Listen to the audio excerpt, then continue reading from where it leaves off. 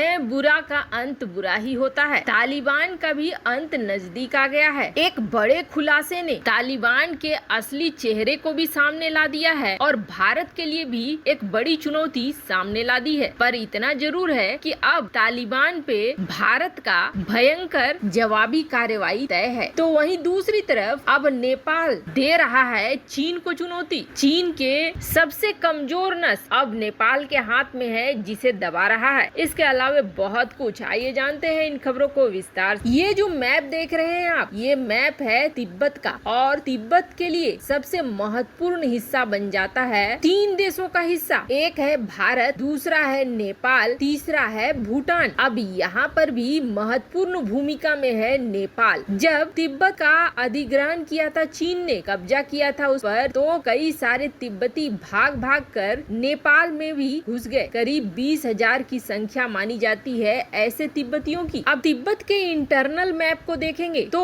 तिब्बत का 3 प्रमुख हिस्सा था, यूसांग, आमडो और खाम। खाम का ये इलाका लगता हुआ था बिल्कुल बॉर्डर से। और बड़ी बात ये है कि इस इलाके ने कभी भी चीन को अपना मालिक नहीं माना और इस इलाके से बहुत विद्रोह होते थे, चीनियों पर हमले होते थे और इन्हें हथियार मुहैया कराता था, पैसे मुहैया कराता था अमेरिका। अमेरिका ने ये कहा कि आप ऐसा करो, नेपाल के बॉर्डर पर अपने कैंप बना लो और वहीं से सारे ऑपरेशंस अंजाम दो। ये सारा कुछ तय हुआ, लेकिन उस वक्त चीन ने सीधे सीधे नेपाल को धमकी दे दी थी कि अगर आपने इन गुरु पर कार्रवाई नहीं की तो फिर हम अपने मिलिट्री एक्शन ले लेंगे, आप पे हमला कर देंगे और आपके भी सैनिकों को मारेंगे और उसे भी मारेंगे। जिसके बाद नेपाल ने यहाँ बहुत ही गलत किया और नेपाल ने अपने सैनिकों को भेजकर इस बॉर्डर के इलाके पे रह रहे कैंप बना के तिब्बतियों को मार डाला। चीन के लिए ये बेहद खुशी की बात हो गई। अब चीन ने नेपाल को ये समझा दिया कि आप चीन के वन चाइना पॉलिसी का समर्थन करोगे और कहीं न कहीं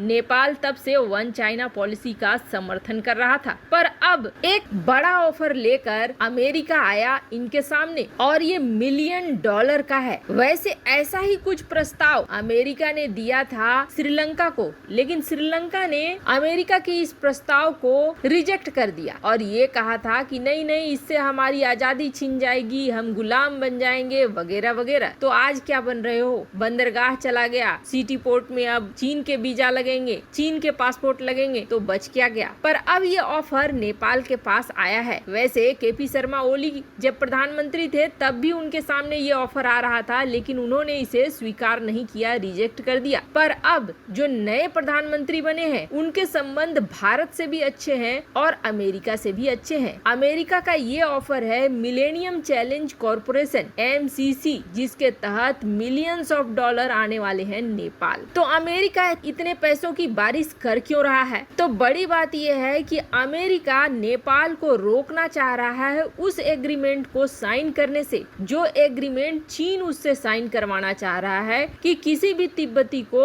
आप सीधे हमारे यहाँ भेज दोगे, डिपोर्ट कर दोगे और उसे सजा देने का काम हमारा होगा। इस तरीके से करके वो नेपाल के अंदर जमा हो रहे तिब्बत की आजादी की किसी भी चीज को पनपने से पहले ही खत्म कर देना चाह रहा है। अब उम्मीद ये जताई जा रही है कि नेपाल जल्द ही इस मामले में चीन को बड़ा झटका देने वाला है और तिब्बत की आजादी का एक नया रास्ता यहीं से खुलने वाला है। तो वहीं दूसरी तरफ तालिबान और चीन अभी हाल फिलहाल में दोस्ती खेल रहे हैं। हालांकि ये बहुत ज्यादा दिनों तक चलने वाला नहीं है, क्योंकि तालिबान की एक ऐसी फितरत है जिस पर भरोसा नहीं किया जा सकता है और भारत के लिए तालिबान धीरे धीरे एक बड़ा खतरा बनता जा रहा है, जिसके बाद कई ऐसे खुलासे हो रहे हैं और इस खुलासे ने तालिबान के असली चेहरे को सामने लाना शुरू कर दिया है। तालिबान के प्रवक्ता सुहेल शाहीन ने ये कहा था कि वो अपनी जमीन से कभी भी भारत के खिलाफ कुछ नहीं होने देंगे। ऐसा ही वादा चीन के लिए भी किया कि चीन के खिलाफ कुछ नहीं होने देंगे, लेकिन